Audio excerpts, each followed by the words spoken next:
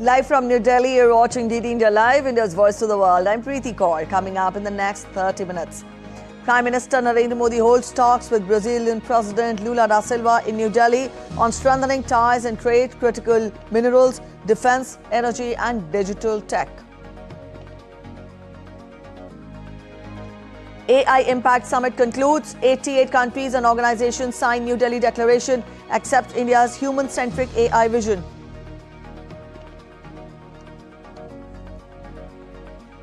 US President Trump signs a global 10% tariff on all countries, hours after the country's top court ruled that his levies on imports are illegal. And in sports, Super 8 matches of the T20 Cricket World Cup begin. India to face South Africa on Sunday.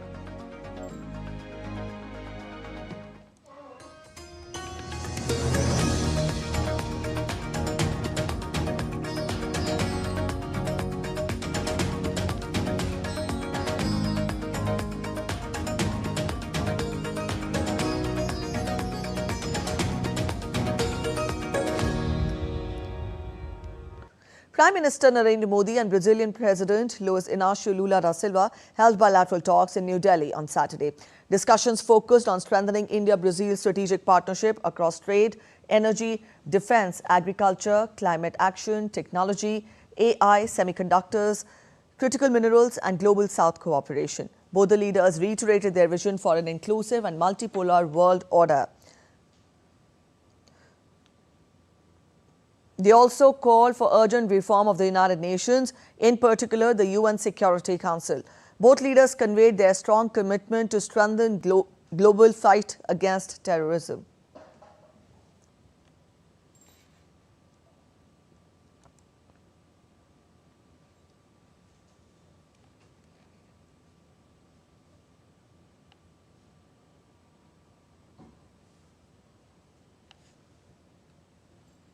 A total of 10 outcomes were finalized in areas such as critical minerals, digital cooperation, sharing of traditional knowledge, health, MSME, entrepreneurship and mass communication, among others. Both the leaders committed to raise bilateral trade over $20 billion in the next 5 years. The meeting between the two leaders and the visit of President Lula to India has generated strong momentum in the India-Brazil strategic partnership. Speaking on India-Brazil relations, Prime Minister Narendra Modi said that India will increase the supply of affordable, quality medicines to Brazil while expanding Ayurveda and traditional medicine to promote holistic healthcare. हम भारत से Brazil को affordable और quality medicine की आपूर्ति बढ़ाने पर काम करेंगे। साथ ही ब्राजील में आयुर्वेद और ट्रेडिशनल मेडिसिन का भी विस्तार किया जाएगा ताकि होलिस्टिक हेल्थ केयर को बढ़ावा मिले। The Prime Minister also said that the agreements on critical minerals and rare earths will strengthen supply chains and deepen strategic cooperation, including in agriculture and food security. Critical minerals और rare earth's में जो समझौता हुआ है, वो resilient supply chains के निर्माण में एक बहुत बड़ा कदम है। डिफेंस के क्षेत्र में भी हमारा सहयोग निरंतर बढ़ रहा है। ये एक दूसरे के प्रति भरोसे और रणनीतिक तालमेल का बेहतरीन उदाहरण है। हम इस विन विन पार्टनरशिप को आगे भी और मजबूत करते रहेंगे। हम कृषि और पशुपालन क्षेत्र में अपने साझेदारी को भविष्य की जरूरतों के हिसाब से नए आयाम दे रहे हैं। Climate resilient in agriculture, precision farming और बायो फर्टिलाइजर जैसे क्षेत्रों में हमारा सहयोग दोनों देशों की फूड सिक्योरिटी को मजबूत करेगा।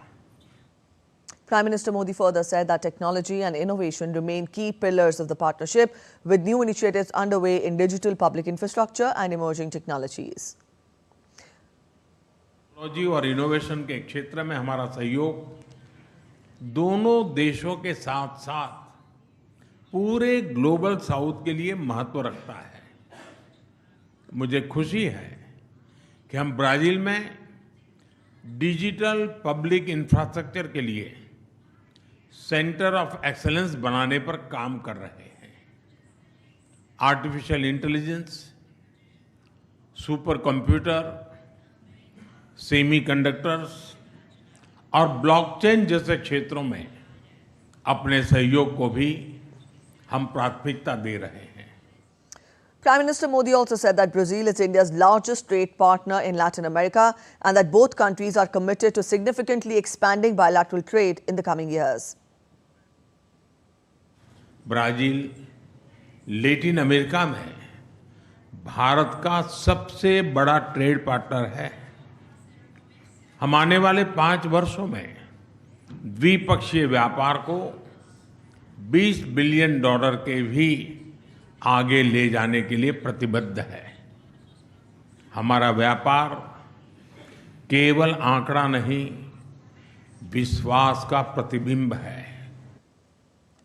The Brazilian president described the meeting as a partnership between two major global powers of Global South and highlighted the strategic importance of India-Brazil relations.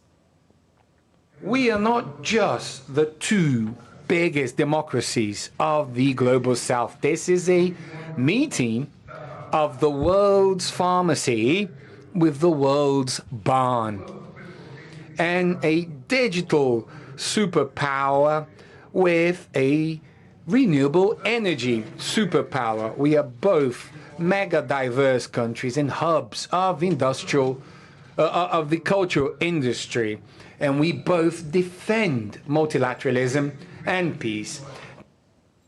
Earlier, Brazilian President Luiz Inácio Lula da Silva was accorded a ceremonial welcome at the forecourts of Rashtrapati Bhavan on Saturday. President Draupadi Murmu and Prime Minister Narendra Modi warmly welcomed the Brazilian president upon his arrival.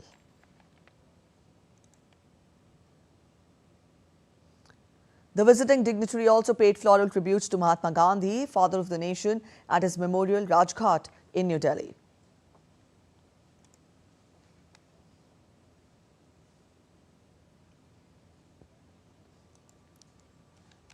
Prime Minister Narendra Modi will participate in the groundbreaking ceremony of the HCL Foxconn joint venture project India Chip Private Limited in Uttar Pradesh via video conferencing. The establishment of the HCL Foxconn Semiconductor facility marks a significant milestone in India's journey towards technological self-reliance.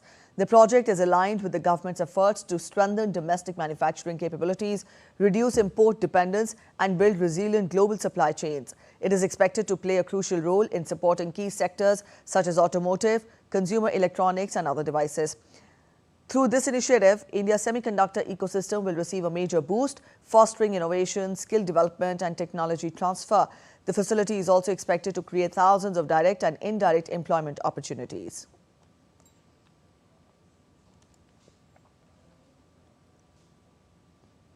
Prime Minister Narendra Modi will visit Meerut, a city in Uttar Pradesh, on 22nd of February. Prime Minister will flag off Meerut Metro and Namo Bharat train at Shatabdi Nagar Namo Bharat Station. From there, he will undertake metro ride till Meerut South Station.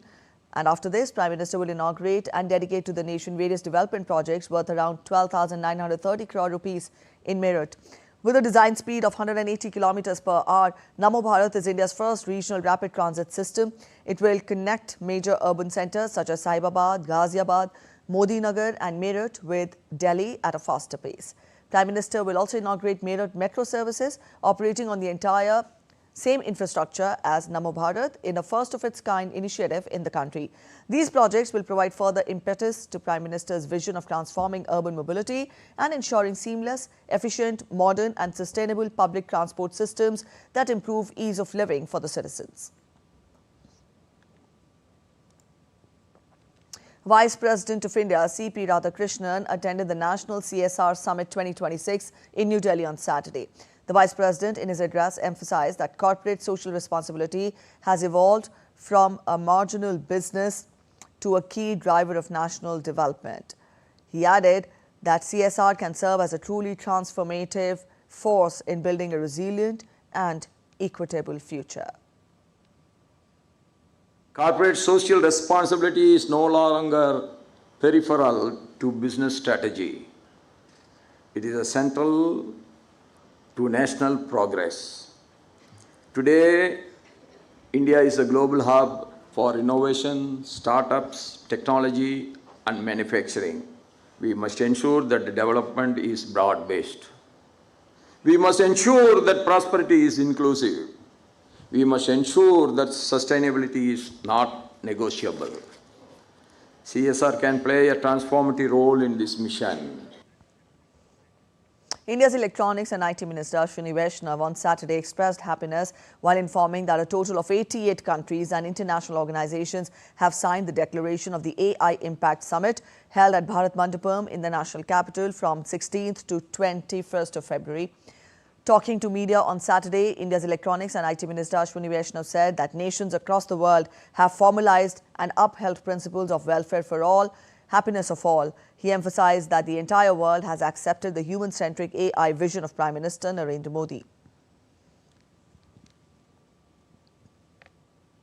AI Impact Summit का declaration total 88 countries plus international organizations ने sign किया है, जो अभी release हो रहा है. 86 countries plus 2 international organizations. इसमें सर्वजन हिताय सर्वजन सुखाय इस प्रिंसिपल को फॉर्मलाइज किया है, इसको एक्सेप्ट किया है सारी दुनिया ने. माननीय प्रधानमंत्री श्री नरेंद्र मोदी जी के ह्यूमन सेंट्रिक एआई के विजन को सारे विश्व ने स्वीकार किया है. The IT Minister further said that the event showcased many innovative solutions with startups and young students showing strong enthusiasm even on the final day of the summit. He also slammed Congress Party for creating ruckus at the AI summit and termed it as an attempt to tarnish India's reputation. AI summit में बहुत सारे अच्छे technical solutions यहाँ पर presented हैं. बहुत सारे startups हैं जिन्होंने बहुत अच्छा काम किया है और आज भी 5वें दिन भी बहुत अच्छा उत्साह है. बहुत सारे यंग स्टूडेंट्स यहाँ पर आए हुए हैं जो कि सब टेक्निकल एग्जीबिशंस में पार्टिसिपेट कर रहे हैं. मैंने कई एग्जीबिटर्स से बात भी अभी की कि कल जो यूथ कांग्रेस के जो रकस यहाँ पे क्रिएट करने की कोशिश की उसको सब ने इनवेरिएबली शेमफुल कहा है. किसी ने बहुत स्ट्रांग वर्ड्स भी यूज़ किए हैं और जिस तरह से भारत की प्रतिष्ठा को कम करने का प्रयास कांग्रेस हमेशा करती है वो बहुत ही शर्मनाक है और किसी भी पैरामीटर पे इस तरह की हरकत करना उनकी राजनीति जैसी जो गिरावट है उनकी राजनीति में वो दर्शाती है.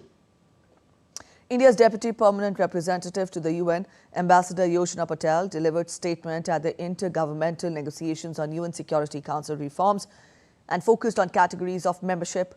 Ambassador Yoshna Patel said that the Council has failed to meet core responsibilities on peace and security. She emphasized that reforms must include expansion of permanent membership, saying that without it, the process would be incomplete. She also rejected proposals that introduce a third category, saying they risk pushing real reform decades into the future. She also insisted that any restructuring must correct, not worsen, the existing imbalances. Any reform that does not result in the expansion of the permanent category would be incomplete, unjust, and ignorant of the aspirations of an overwhelming number of member states, particularly those who are reform-centric. Second, the need for expansion of both categories is self-evident. The number of permanent to non-permanent members changed from 5 versus 6 to 5 versus 10 during the only marginal reform of the Council more than 6 decades ago. Even then, there was no expansion in the permanent category. This resulted in accentuating the imbalance between the two categories, disproportionately enhancing the salience of the permanent category. Consideration of a third category is a red herring that is intended to delay the process further and derail the path towards reform entirely, or deliberately seek a suboptimal outcome that would push real reform many decades into the future to the detriment of the legitimacy, credibility, and relevance of the UN. India has always approached IGN in a forward-leaning and flexible manner in order to realize the vision of real reforms. You're watching DD India Live. We're heading for a short break, but after the break, U.S. Treasury Secretary Scott Bessent says the new 10% tariff will leave the revenues unchanged. U.S. military strikes a suspected drug vessel, killing 3.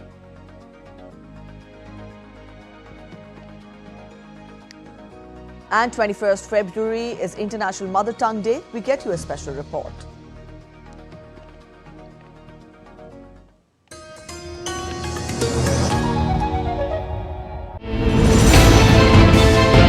Geopolitics and trade deals.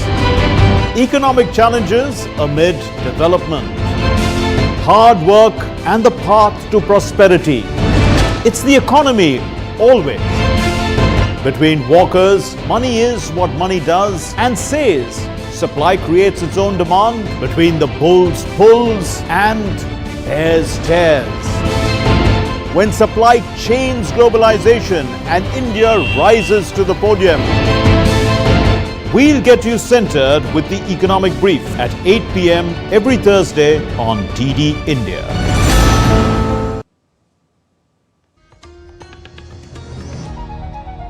Welcome back after the break. You're watching DD India Live. US President Donald Trump imposed an additional 10% tariff on imports into the United States on Friday after the Supreme Court struck down many of the global tariffs he raised last year.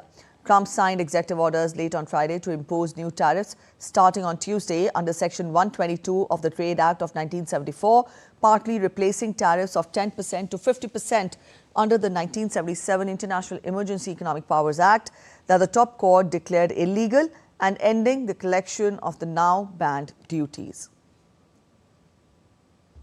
Today I will sign an order to impose a 10% global tariff under Section 122 over and above our normal tariffs already being charged. According to a White House fact sheet, the new duty is slated to take effect from February 24th for 150 days, with exemptions remaining for sectors that are under separate probes, including pharma and goods entering the U.S. under the U.S.-Mexico-Canada agreement. U.S. trading partners that reached tariff deals with Trump's administration will now also face a 10% duty, despite higher levels they may have agreed on previously.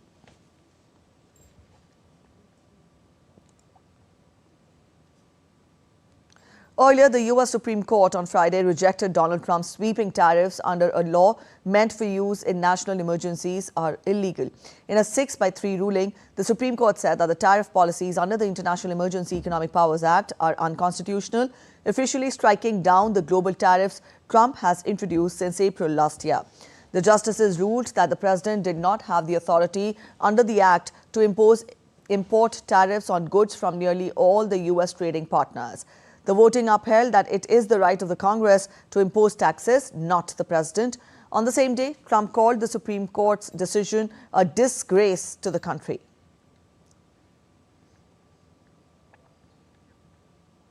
U.S. Treasury Secretary Scott Bessent said that the new 10% tariff, along with possible actions under other trade laws, would ensure that tariff revenue remain largely unchanged in 2026.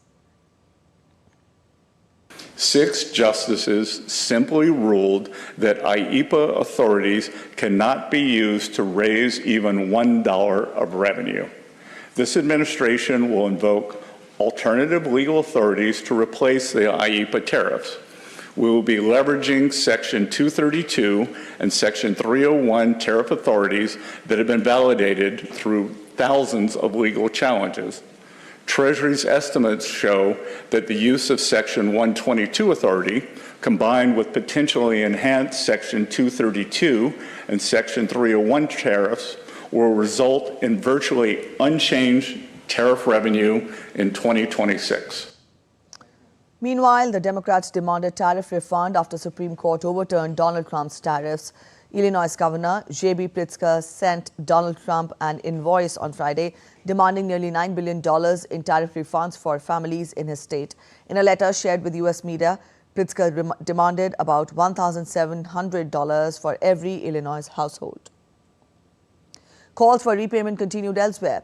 Earlier on Friday, California Governor Gavin Newsom also said that the money Trump's tariffs had raised came from U.S. voters' pockets and should be refunded. Moving on, the U.S. military struck a vessel in the Eastern Pacific, killing 3 men, the latest such incident in recent months. Footage released by U.S. Southern Command on X showed a strike on a military vessel. President Trump's administration has touted its success at taking out suspected drug trafficking vessels in the area. The military said in a post on X the vessel was engaged in narco trafficking operations.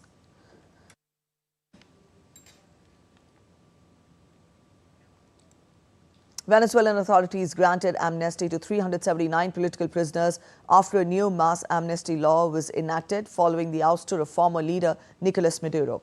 Requests have been submitted by the Public Prosecutor's Office to the courts to grant amnesty to 379 people who are expected to be released after Venezuela's National Assembly unanimously approved legislation granting amnesty to hundreds of individuals charged or convicted on political grounds during 27 years of authoritarian governance.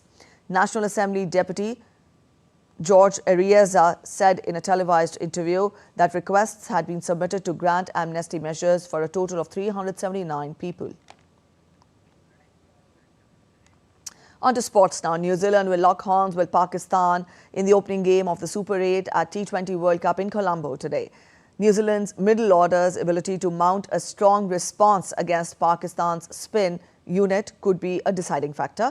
The Kiwi batters are yet to hit the top gear in the ICC showpiece, except for openers Tim Seifert and Finn Allen, who have 350s between them. In contrast, Pakistan have been stationed in the sports city since the beginning of the World Cup and have already played 2 matches at the Premadasa International Cricket Stadium. Pakistan too have their own worries in batting. They will need to make a bigger collective contribution against an experienced New Zealand team. India's Super 8 campaign at the T20 World Cup begins with a blockbuster contest against South Africa in Ahmedabad on Sunday.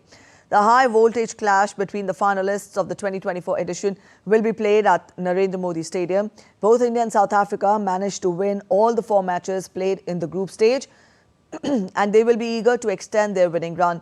India advanced to the second phase with wins over US, Namibia, Pakistan and the Netherlands. On the 21st of February, the world observes International Mother Tongue Day, a day that celebrates linguistic diversity and promotes multilingual education. The 2026 theme, Youth Voices on Multilingual Education, highlights the role of young people in shaping inclusive learning environments through their languages. Here's a special report.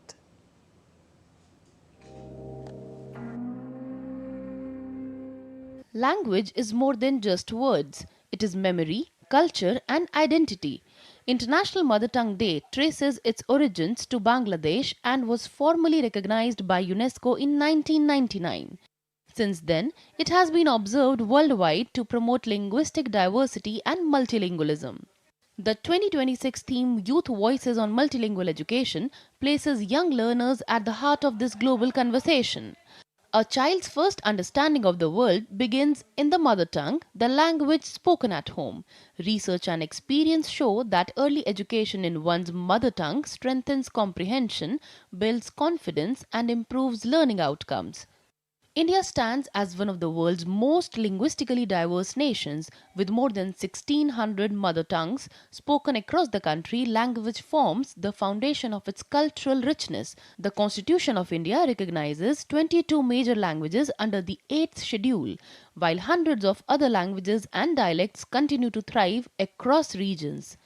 Today's youth are naturally multilingual. They communicate in regional languages at home, learn additional languages in schools, and connect globally through digital platforms. For them, multilingualism is not a challenge, it is an advantage. Across schools and universities, young voices are advocating inclusive education in languages they understand best. The message is clear: learning is strongest when rooted in own language.